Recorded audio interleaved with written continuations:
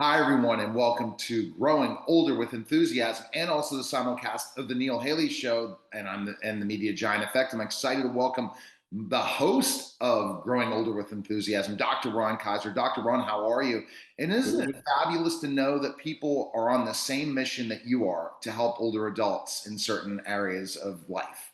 It's Yeah, so amazing because we just don't hear about it all the time. absolutely. It's great to be here, great to be doing these shows, and great to let people know about what resources there are available for them. Absolutely. So, who's our guest today?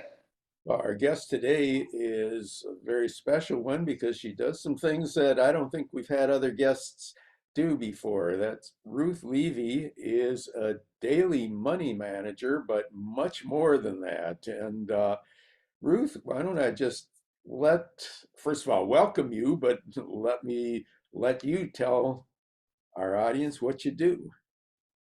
Well, thank you. I am really delighted to be here today.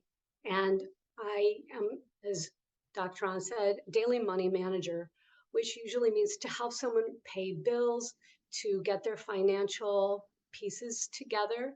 It will also cover such things as organizing paperwork and even helping people navigate through different kinds of technical and technological issues.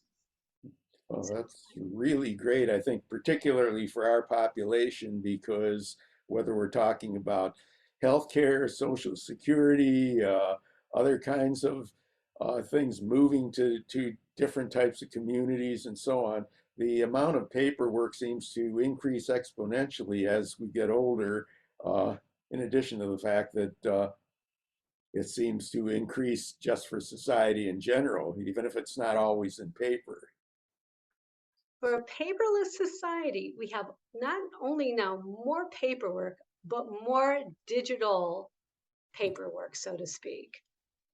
Yeah, I remember there was a thing, I guess it's still in effect, that the government had that's called the Paperwork Reduction Act or something that seems really like a joke out there now. Um, what kinds of issues do people come to you with? What are some of the paperwork problems that people come to you with, especially those who may be in life's second half century? One of the biggest problems is to know what to keep, Mm. what can be gotten rid of, so to speak, and how also to dispose of it and how to save what's valuable. You know, Are there, Yeah. So I was are, going to say, then that's so important as Ruth was talking about another one of my broadcasts, Dr. Ron, that the thing is that sometimes you just never know how we put things off. We're all procrastinators in some sort of way, Ruth, aren't we? Yes, yeah, indeed. We're and we do the best we can with what we've got. I think a lot of people, like, I'll just give you one example. My mother was very diligent about paying all her bills and doing everything in a very timely way. Come to find out, in one of her big dresser drawers is every cancel check she ever got in perfect order. It's like, what is that?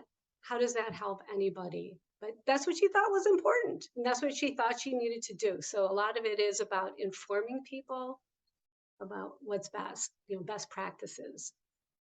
yeah, I think there's a really major mystery about this stuff. I know we moved a few years ago after living in the same house for 42 years and came across lots of stuff that was old, and we actually had to have a shredding company come and do that. And I remember still feeling, geez, I wonder if we really should be shredding this. Maybe somebody's gonna ask us for stuff. So are there some general guidelines that you can give with respect to things like taxes or uh, receipts or medical forms? And I know there may be some state differences, there may be other kinds of things, but just in terms of some things that either you've run across that people hang on to too long or not long enough, or are there some guidelines in this regard? Sure, I'll give you just a couple of basics. Also, I have just signed a an agreement to publish a book in early 2023. It's called Great. Paperwork Zero, that's going to have all the details. Wonderful. Look forward to that. Yeah, but in broad strokes, first of all, just at least keep your taxes for 7 years and keep them in a plastic, like a big Tupperware box or bin that's away from fire and away from water leaks. That is first and foremost. Secondly, keep medical records similarly by person in these kinds of containers as well. Because of claims and so on, you may need them at some point. So it seems like a lot to keep, but it's going to cover you. Things that are more flexible in terms, I keep all my key documents such as birth certificate, marriage license, social security card in a fireproof bag. And lastly, then there's all the stuff in between, all the stuff in between. So if you, any paperwork that's associated with an asset, like a home, even if you keep that, even if it's not a home you own, it's good to keep it for 7 years after you've disposed of the asset. Most bills, like utility bills, can be usually shredded unless they have tax purposes. So including credit cards too. Definitely shredding is the best way to do that. But anything that looks like it might be related to your taxes is worth keeping. Can you recover specific bills that you shredded? Is there a way to do that, especially if it's important, involving an estate or something that you ended up getting rid of and it just ended up lost, burnt, or certain, just something happened to it or misplaced? Do most companies have the ability to recover some of that stuff for people? If it's digital and more recent, I would say yes. If, say, for instance, a deed, you can go directly to your county where the deed holders are kept, and they usually have originals. So some things are really kind of complicated to retrieve. Mhm. Yeah. Okay, well, I've got a couple more questions that are kind of more specifics. Can answer them in either way. One is I get a lot of emails, including some that are important and some that are important that don't look like they're important from the subject line. And usually, if it's important, if it's from a government agency or something, will there be a second one, or should we be dealing with every email as it occurs?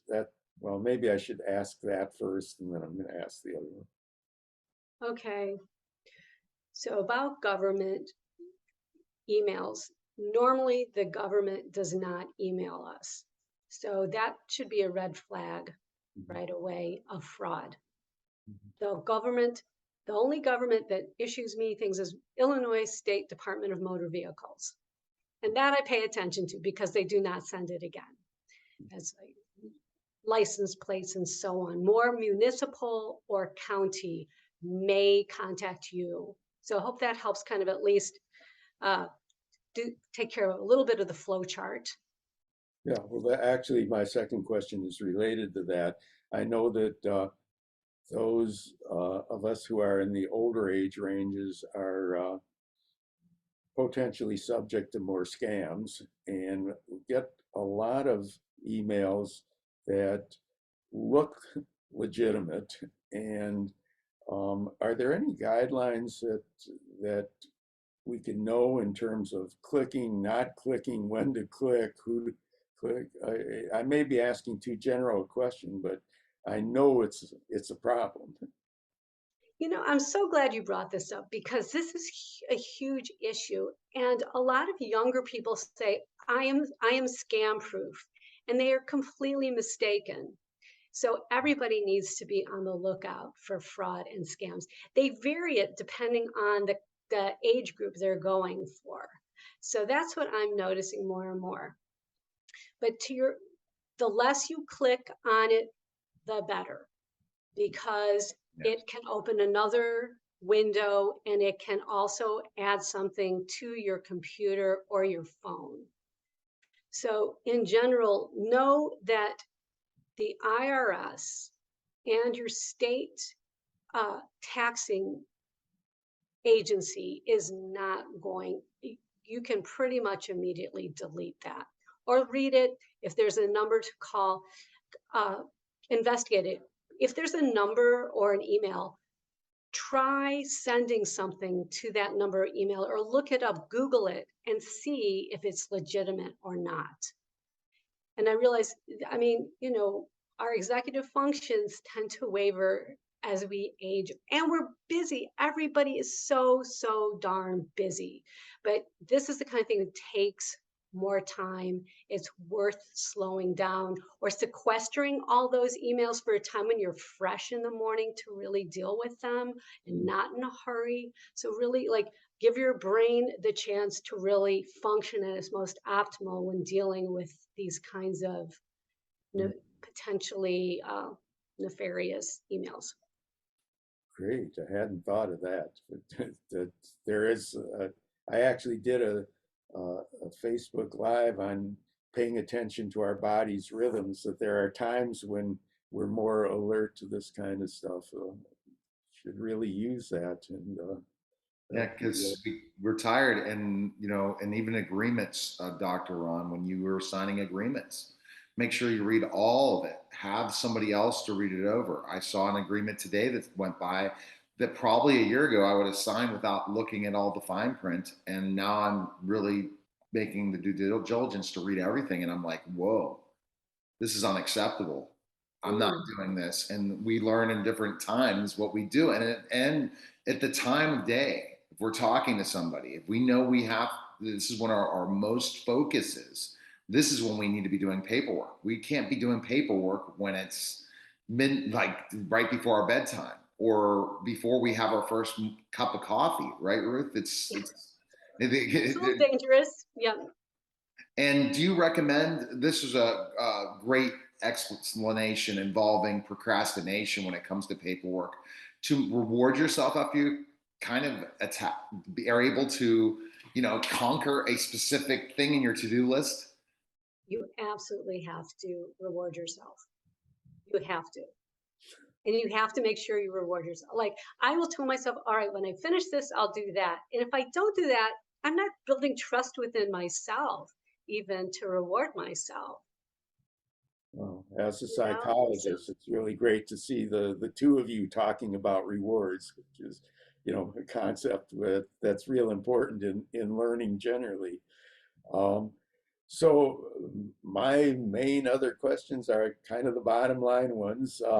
Where do we find you? When is your book coming out? Uh, if we're in a different state and or we like dealing with somebody personally rather than online, how does somebody find a legitimate person like yourself and so on? those are great questions, and I appreciate those questions. So, first of all, I'm a member and a local leader of the American Association of Money Managers, which is for short AADMM. And you can locate a daily money manager on their website by plugging in your zip code. You're in Chicago, you don't have to go any further. You don't have to go to AADMM. You can just go to my website, 365financialcare.com, 365financialcare.com.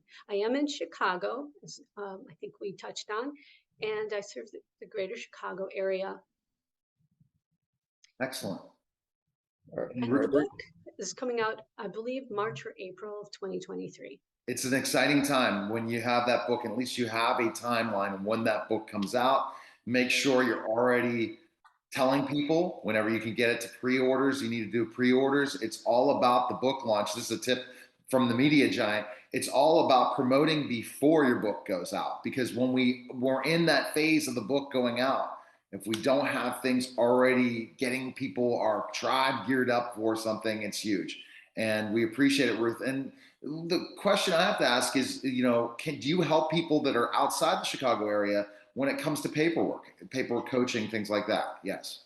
Yeah, I am building a membership where you can join monthly to download information, as well as we will have Zoom paperwork labs, which people really like, which is a 1.5 to 2 hour Zoom meeting like this, where people just work in their home and open their file cabinet and say, do I keep this? Do I toss this? And it's a community, because this is not the kind of thing people like to do. It's very lonely. It can be very tedious and unglamorous. I get it. So how can we make this fun or exciting, or it's amazing how much people enjoy the labs because Awesome. they're together. We really appreciate you coming by. Ron, do you have any other questions for Ruth? No, I got lots of other questions, but We're we running could out of time. We'll all definitely have her day. back. Yeah. Yeah. I mean, there are things like, if I've got a life insurance policy from years ago and I haven't died and it's no longer in effect, do I keep that? What about an auto policy and so on? So these are the kinds of questions that I think somebody like you uh, is in a position to answer, in addition to the other things we've talked about. So I'm just raising, these as ideas. I appreciate how much information you've given us, and I think I'm going to stop at that point. All right. And we'll definitely have to have her back on, and appreciate everything, guys. That was, again, a special simulcast of Growing Older with Enthusiasm and the Neil Haley Show, guys. Take care.